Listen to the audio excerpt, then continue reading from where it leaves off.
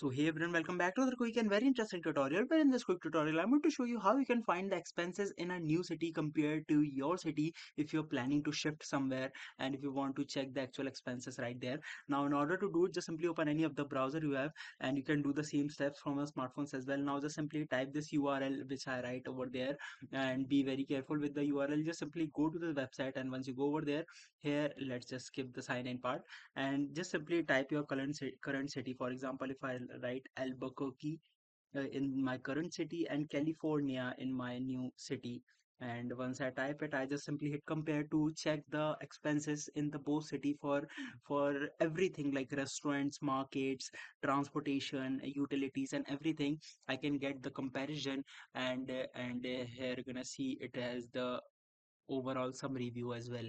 Alright, so that's it for this tutorial. I hope this video will be helpful for you. Make sure to hit the like button and subscribe button for more such helpful and interesting tutorials. See you in the next one. Take care.